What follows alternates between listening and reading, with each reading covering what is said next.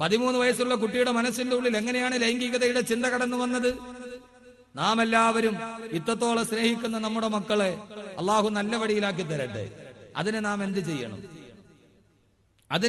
ചെയ്യണം? അള്ളാഹുവിന്റെ വിശുദ്ധമായ ഖുർആൻ പറയുന്ന വഴിയിലേക്ക് നമുക്ക് കടന്നു പോകാം. അള്ളാഹു മനസ്സിലാക്കാൻ തൗഫീഖ് നൽകട്ടെ.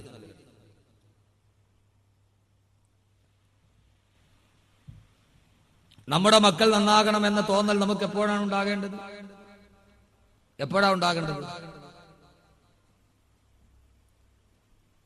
നമ്മുടെ മക്കൾ നല്ലവരായി വളരണം എന്ന ഒരു ചിന്ത ആദ്യം ഞാൻ പറയുന്നു മാതാപിതാക്കളാണ് ഇക്കാര്യത്തിൽ ശ്രദ്ധിക്കുന്നത്. നിങ്ങൾ എന്നെ എന്ത് പറഞ്ഞാലും ശരി, ഞാൻ പറയാനുള്ള പറയും.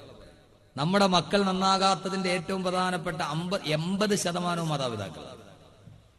നമ്മൾ ചെയ്യേണ്ടത് നമ്മൾ ചെയ്യുക. എന്തൊക്കെ നാം ചെയ്യണം, അതാണ് നമ്മുടെ ഇന്നത്തെ വിഷയം. ഖുർആൻ എന്ത് പറയുന്നു നോക്കാം. അല്ലാഹു തൗഫീഖ് നൽകട്ടെ.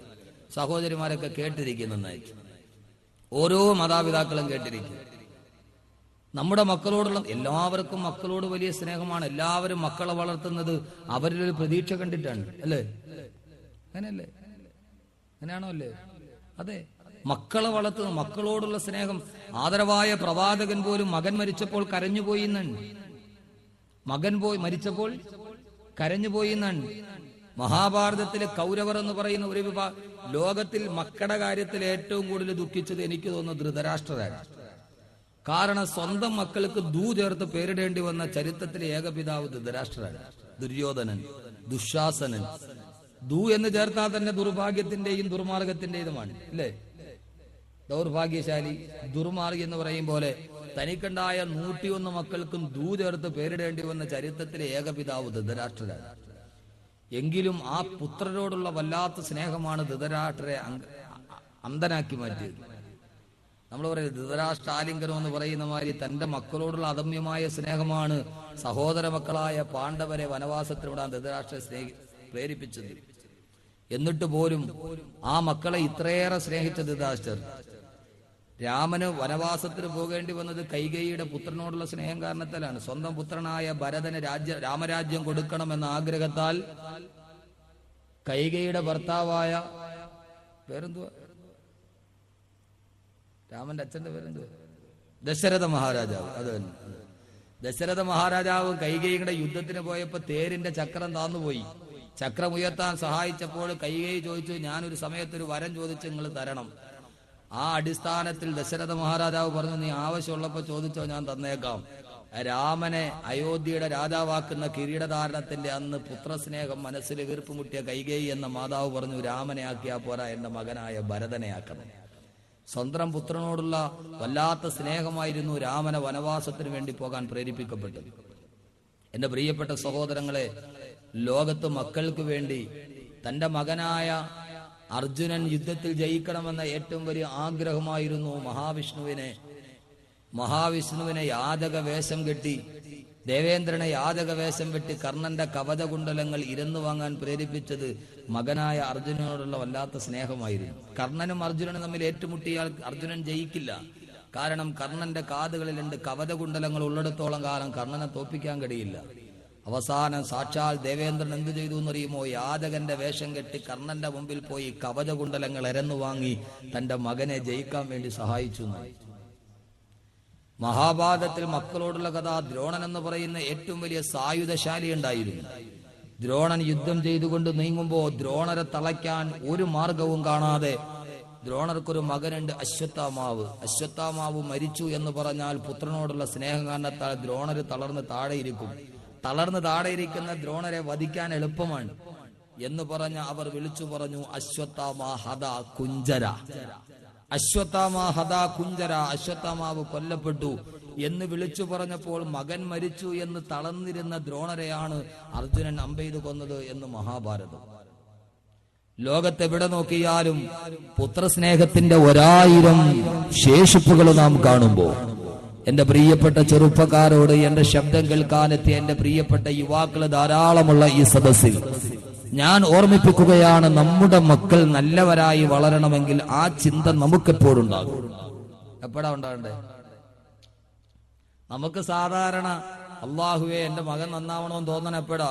10-20 വയസ്സായി, അവനൊരു ഉച്ചയായപ്പോ സന്ധ്യയായപ്പോ 2 കോട്ടറൊക്കെ അടിച്ച് പയ്യെ 2 കാലി വന്ന് ഇങ്ങനെ ആടി നിന്നിട്ട് ഉമ്മാന്ന് വിളിച്ചപ്പോഴാണ് മാ കൂടുതൽ ഉമ്മാക്ക്. നമ്മുടെ മകൻ വഴിതെറ്റിപ്പോയി. നമ്മൾ ഇവൻ ഒരു 8 കോട്ടറൊക്കെ അടിച്ച് പയ്യെ വന്ന് ഉമ്മാന്ന് വിളിച്ചപ്പോ പതിവില്ലാത്ത പോലെ ഉമ്മാക്കൊരു 3-4 മാ കൂടുതൽ. അങ്ങനെ എന്നാ പടച്ചവനെ ഇവൻ ഇങ്ങനെ ആയി പോയല്ലോ അള്ളാഹു, ഇവൻ വഴിതെറ്റിപ്പോയല്ലോ പടച്ചവനെ, ഇനിയിപ്പോ ഇവൻ എങ്ങനെ നന്നാക്കും? ഏതായാലും കബീർ മുസ്ലിയാർ കണ്ടംകുളത്തിൽ എന്തോ കണ്ടംകുളത്തിൽ ഏഹിയല്ലോ, ആ കണ്ടംകുളത്ത് വാതിന് വരുന്നുണ്ട്. ഉസ്താദെ ഒരു 100 രൂപ എന്റെ മോനൊന്ന് നന്നാവാൻ വേണ്ടി ദുആ ചെയ്യണം. നമുക്ക് ഏറ്റവും അവസാനം മക്കളെ കുറിച്ച് ചിന്ത വരുന്നത് എപ്പോഴാ? അവരെല്ലാവരും ലോകത്ത് അവരുടെ വഴിതെറ്റി മാറുമ്പോ ഇനി ഇവൻ എന്ത് ചെയ്യുമെന്ന് ആലോചിച്ചിരിക്കുന്നവർ അല്ല സഹോദരങ്ങളെ. അള്ളാഹുവിന്റെ വിശുദ്ധമായ ഖുർആൻ പറയുന്നത് കേൾക്കുക. നിന്റെ മക്കൾ നല്ലവരായി വളരണമെങ്കിൽ അവർ ദുസ്വഭാവികളാകാതെ നീ ആഗ്രഹിച്ചതുപോലെ വരണമെങ്കിൽ അള്ളാഹുവിന്റെ ഖുർആൻ പറയുന്നത് കേൾക്കുക. അള്ളാഹു പറയുന്നു ഹുവല്ലദീ ഖലഖലകും മിൻ നഫ്സിൻ വാഹിദ വജഅല മിൻഹാ സൗജഹാ ലിയസ്കുന ഇലൈഹാ. അല്ലാഹു പറയുകയാണ് മക്കളെ കുറിച്ച്.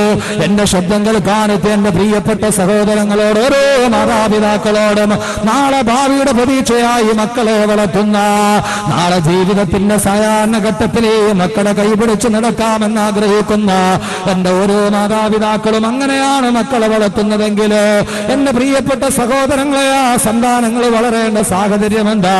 അള്ളാഹുവിന്റെ വിശുദ്ധ ഖുർആൻ മക്കളെ വളർത്തേണ്ട കാര്യം പറയുമ്പോ അള്ളാഹു ആദ്യം പറയുന്നത് എന്താണെന്നറിയുമോ? ഹുവല്ലദീ, അള്ളാഹു ആണെന്ന് നിങ്ങൾക്കറിയുമോ? ഖലഖകും മിൻ നഫ്സിൻ വാഹിദ, അള്ളാഹുവാണ് ഒരൊറ്റ ശരീരത്തിൽ നിന്ന് നിങ്ങളെ സൃഷ്ടിച്ചത്. ഒരാണിൽ നിന്നും ഒരു പെണ്ണിൽ നിന്നുമാണ് അള്ളാഹു നിങ്ങളെ സൃഷ്ടിച്ചത്. അള്ളാഹു ഒരു മനുഷ്യന്റെ തുടക്കം മുതൽ ഖുർആന്റെ ഒറ്റായത്തിൽ പറയുകയാ, ഒരു മാതാവിന്റെയും ഒരു പിതാവിന്റെയും മകനായിട്ട് നീ ഭൂലോകത്ത് വന്നതാ. അവിടെ നിന്ന് നീ നേരെ ജീവിതം തുടങ്ങുമ്പോ അള്ളാഹു പറയുന്നു നീ ഒറ്റയ്ക്ക് ജീവിക്കുകയാണ്. നിന്റെ ബാല്യം കഴിഞ്ഞു, കൗമാരം കഴിഞ്ഞ് നിന്റെ യുവത്വം എത്തുമ്പോ അള്ളാഹു പറയുന്നു മോനെ നീ ഒറ്റയ്ക്ക് ജീവിച്ചാൽ പോരാ, ഈ ജീവിതത്തിൽ നീ ഒറ്റയ്ക്ക് നടന്നാൽ പോരാ. അല്ല പറയുന്ന ഓരോ പുരുഷനും ഒരു ഇണയുണ്ടാകണം, ഓരോ പെണ്ണിനും ഒരു തുണയുണ്ടാകണം. അല്ല പറയുന്നു വജഅല മിൻഹാ സൗദഹാ വജഅല മിൻഹാ സൗദഹാ. അല്ല പറയുകയാണ് ഓ മനുഷ്യ, നിനക്ക് ഞാൻ വിവാഹത്തിന് വേണ്ടി ഒരു ഇണയെയും തെരഞ്ഞെടുത്തു തരികയാ. എന്റെ ശബ്ദ സേവിക്കാൻ ഇവിടെ തടിച്ചുകൂടി എന്റെ പ്രിയപ്പെട്ട സഹോദരങ്ങളോട്, ആരുടെയെങ്കിലും മക്കളുടെ ദുസ്വഭാവം കാരണത്താൽ നിങ്ങൾ ബുദ്ധിമുട്ടുന്നുണ്ടോ? ആരുടെയെങ്കിലും മനസ്സിലെ മക്കളെ ഏറ്റവും വലിയ കണ്ണീരായി പടർന്നു കയറുന്നുവോ? ആ സമയത്ത് നിങ്ങൾ ഓർക്കുക, നിങ്ങളുടെ നിക്കാഹ് എവിടെ വെച്ചാണ് നടന്നത്? നിങ്ങളുടെ വിവാഹം എവിടെ വെച്ചാണ് നടന്നത്? ആ വിവാഹം നടന്ന സ്ഥലമെന്നോർത്ത് നോക്കുക. എന്റെ പ്രിയപ്പെട്ട സഹോദരങ്ങളെ, ഞാൻ പറയുന്നത് അള്ളാഹുവിന്റെ വാക്കുകളാണ്. ഈ മനുഷ്യനെ സൃഷ്ടിച്ച അവനെ ജീവിതത്തിന്റെ സന്മാർഗത്തിന്റെ പാന്താവ് തുറന്നു തന്ന അള്ളാഹു അടുത്തതായി മക്കളെ പറയുന്നതിന് മുമ്പ് അള്ളാഹു ആദ്യം പറയുന്നത് എന്താണെന്നറിയുമോ? കല്യാണത്തെ കുറിച്ചാണ്, നിക്കാഹിനെ കുറിച്ചാ. അല്ല പറയുന്നത് എന്താണെന്നറിയുമോ? വജഅല മിൻഹാ സൗദഹാ. ഓ മനുഷ്യ, നിനക്ക് ഞാനൊരു ഇണ തന്നില്ലയോ എന്ന് പറഞ്ഞാൽ അതിന്റെ അർത്ഥം എന്താണെന്നറിയുമോ? നമ്മുടെ മക്കളെ കുറിച്ചുള്ള ചിന്ത പ്രസവം മുതൽ തുടങ്ങിയാ പോരാ, നിന്റെ ഭാര്യ ഗർഭിണിയാകുമ്പോൾ തുടങ്ങിയാ പോരാ, നിന്റെ സന്താനങ്ങൾ നന്നാകണമെന്ന ആഗ്രഹം നിന്റെ നിക്കാഹ് നടക്കുന്ന ആ സമയം മുതൽ ഉണ്ടാകണമെന്ന് അള്ളാന്റെ വിശുദ്ധ ഖുർആൻ എന്നല്ലേ ഈ ആയത്തിന്റെ അർത്ഥം സഹോദരാ. അള്ളാഹു അടുത്തത് മക്കളെ കുറിച്ചാണ് പറയുന്നത്. ആ മക്കൾക്ക് വേണ്ടി ചെയ്യേണ്ട കാര്യങ്ങളാണ് പറയുന്നത്. അതിനു മുമ്പ് ആദ്യം അള്ളാഹു പറയുന്നത് എന്താ? വിവാഹം എന്ന് പറഞ്ഞാൽ ഇതൊരു കളിതമാശയല്ല, നിക്കാഹ് എന്ന് പറഞ്ഞാൽ ഇതൊരു ചടങ്ങ് മാത്രമല്ല, എവിടെയെങ്കിലും നടക്കുന്ന ആഭാസം മാത്രമല്ല.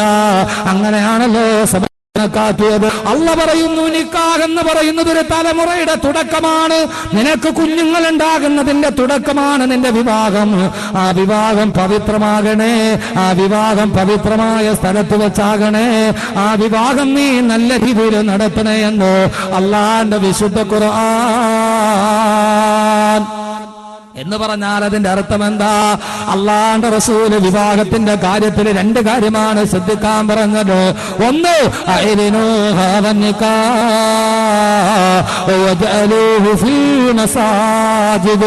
അള്ളാഹുവിന്റെ ഖുർആൻ പറയുന്നു, ഈ നിക്കാഹിനെ നിങ്ങൾ പരസ്യമായിട്ട് നടത്തണേ.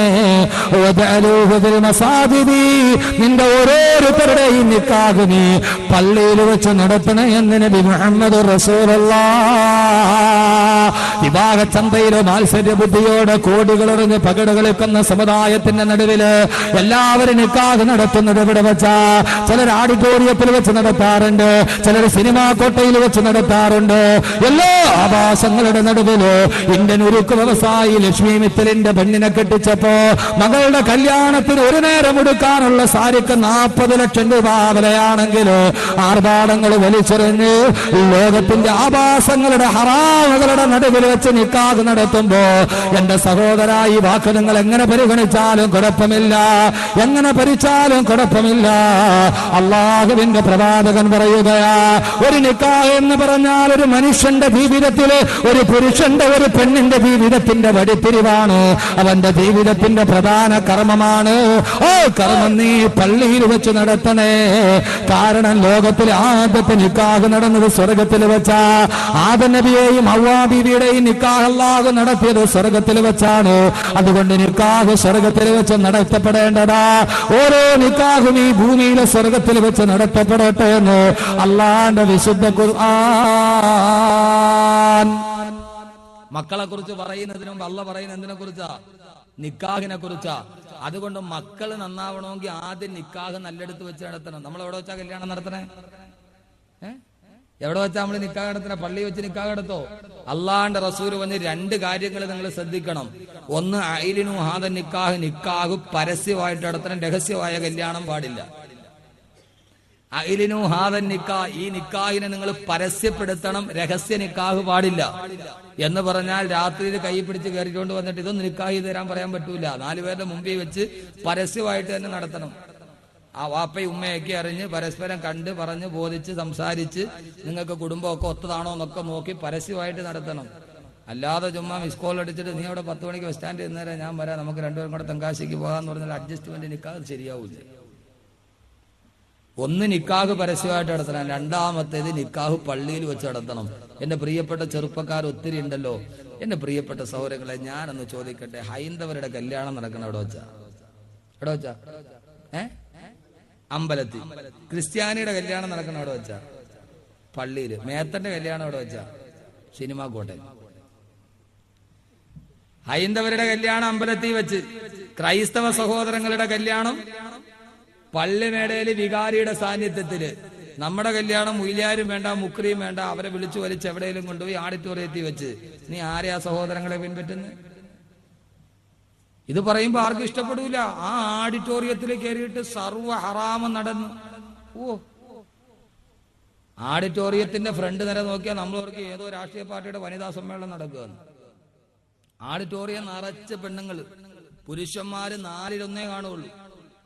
അവിടെ വെച്ച് നിക്കാഹ് എന്ന് പറയുന്നത് ആദ്യമായിട്ട് നടന്ന സ്വർഗത്തിൽ വെച്ചല്ലേ? അവിടെ വെച്ചല്ലേ നടത്തേണ്ടത്? ഹൈന്ദവര് നടത്തുന്ന അവിടെ വെച്ചാ? അമ്പലത്തവിടെ വെച്ചല്ലേ താലി കെട്ടുള്ളൂ. നമ്മളോ? അള്ളാന്റെ റസൂൽ പറഞ്ഞ നീ പള്ളിയിൽ വെച്ച് നടത്ത്. കാരണം കല്യാണമൊക്കെ തോന്നിവാസത്തിന് നടത്തി, അള്ളാഹ് പറഞ്ഞ പോലെ നടത്തൂല. എല്ലാം തോന്നിവാസത്തിന് നടത്തി. അവസാനം അധികം ഉണ്ടായ കൊച്ചു തലയിരിഞ്ഞു പോകുമ്പോ അള്ളാഹു നീ നന്നാക്കി തവടച്ചോനെ. അള്ളാഹ് നന്നാക്കാതിരിക്കുക? അള്ള പറഞ്ഞ പോലെ ചെയ്തിട്ട് വേണ്ട അള്ളയോട് നന്നാക്കാൻ പറയാൻ. എല്ലാം നിനക്ക് തോന്നിവാസത്തിൽ നടത്തി, എല്ലാം നിന്റെ ഇഷ്ടത്തിനെടുത്ത് നടത്തി. അവസാനം അവൻ കള്ളു അടിച്ചിട്ട് വീട്ടിൽ വന്നപ്പോ പടച്ചോനെ നീ ഇവനെ ഒന്ന് നന്നാക്കിത്ത അള്ളാഹുവേ. ആദ്യം മുതലേ ശ്രദ്ധിക്കണം. ആദ്യം അതുകൊണ്ട് എന്റെ ചെറുപ്പക്കാരോട് പറയുകയാ, എന്റെ പ്രിയപ്പെട്ട ചെറുപ്പക്കാരാ, നിന്റെ നിക്കാഹ് നീ പള്ളിയിൽ വെച്ച് നടത്ത്. റിസപ്ഷൻ ഓഡിറ്റോറിയത്തിലോ സൗകര്യപ്രദമായ എവിടെയും ആയിക്കൊള്ളട്ടെ. നീ നിന്റെ ഒരു പുതിയ ജീവിതത്തിലോട്ട് തുടങ്ങാൻ പോവാൻ. ആ നിന്റെ പുതിയ ജീവിതം തുടങ്ങുന്ന ഏറ്റവും നല്ല സ്ഥലത്ത് വെച്ചായിരിക്കട്ടെ. നിന്റെ നിക്കാഹ് പള്ളിയിൽ വെച്ച് നടത്തട്ടെ. എന്റെ പ്രിയപ്പെട്ട സഹോദരങ്ങളോട് ഞാൻ പറയുകയാ, എന്ത് ലാഭമാ നിനക്ക് കിട്ടുന്ന നിക്കാഹ് ഓഡിറ്റോറിയത്തിൽ വെച്ച് നടത്തിട്ട്? അതുകൊണ്ട് നിക്കാഹ് സുന്നത്തായിട്ട് പള്ളിയിൽ വെച്ച് നടത്തി. ഇൻഷാ അല്ലാഹ് തീരുമാനമെടുക്കും. എന്റെ നിക്കാഹ് ഞാൻ പള്ളിയിൽ വെച്ച് നടത്തും തീരുമാനമെടുക്കും. തീരുമാനമെടുക്കാൻ പറ്റുമോ? പറ്റുമോ? ഇൻഷാ അല്ലാഹ് പറയും. കളവന്മാരെല്ലാം ഇൻഷാ അല്ലാഹ് നീ കെട്ടാൻ പോണ വയസ്സായ ആളുകളൊക്കെ ആമീൻ സ്ട്രോങ് ആയിട്ട് പറയണം. എന്തോ ഉദ്ദേശം? ഇനിയിപ്പോ ഏതായാലും പ്രിയപ്പെട്ട സഹോദരങ്ങളെ, അള്ളാഹു സുബ്ഹാനഹു വ തആല ഖൈർ നൽകി അനുഗ്രഹിക്കുമാറാകട്ടെ. നമ്മുടെ കുടുംബജീവിതത്തിൽ അള്ളാഹു സമാധാനം നൽകട്ടെ. എന്റെ പ്രിയപ്പെട്ട സഹോദരങ്ങൾ, എന്റെ ചെറുപ്പക്കാരന്റെ ഇവിടെ നിങ്ങൾ ധൈര്യമായിട്ട് പറയും. എത്രയോ മാതാപിതാക്കളുണ്ട്. നിങ്ങൾ പറയും പുതിയാപ്പിള പെണ്ണ് കാണാൻ വേണ്ടി വരുമ്പം എല്ലാം ഓക്കെയാണ്, ഞങ്ങൾക്കൊരു ഡിമാൻഡ് ഉണ്ട്. എന്താണ് ഡിമാൻഡ്? നിക്കാഹ് പള്ളിയിൽ വെച്ച് നടത്തുന്നത്. ഏതെങ്കിലും ഒരു ഉമ്മ പറയാൻ തയ്യാറുണ്ടോ? മാതാപിതാക്കൾ പറയും, ചെറുപ്പക്കാർ പറയും, ഇൻഷാ അല്ലാഹ് കല്യാണമൊക്കെ റെഡിയായി, എനിക്ക് എന്റെ നിക്കാഹ് പള്ളിയിൽ വെച്ച് നടന്നു. നിക്കാഹ് എന്ന കർമ്മം പള്ളിയിൽ വെച്ച് നടത്തി, ബാക്കി റിസപ്ഷനും മറ്റുമൊക്കെ ഓഡിറ്റോറിയങ്ങളായിക്കൊള്ളട്ടെ. ഇൻഷാ അല്ലാഹ് തയ്യാറല്ലേ? വളരുന്ന മക്കൾ നന്നാവണമെങ്കിൽ എന്തു ആയിക്കോളാം, ഞാൻ എന്റെ കടമ നീയത്ത് വെക്കിയ സഹോദരങ്ങൾ ഇൻഷാ അല്ലാഹ് പറയും. വൃദ്ധന്മാരോട് മാതാപിതാക്കൾ പറയും, ഞങ്ങളുടെ മക്കളുടെ കല്യാണം, അത് മോളാകട്ടെ മോനാകട്ടെ, നിക്കാഹ് പള്ളിയിൽ വെച്ച് നടത്തണമെന്ന് പുതിയാപ്പിളയോട് പറയണം. അള്ളാഹു തൗഫീഖ് നൽകട്ടെ.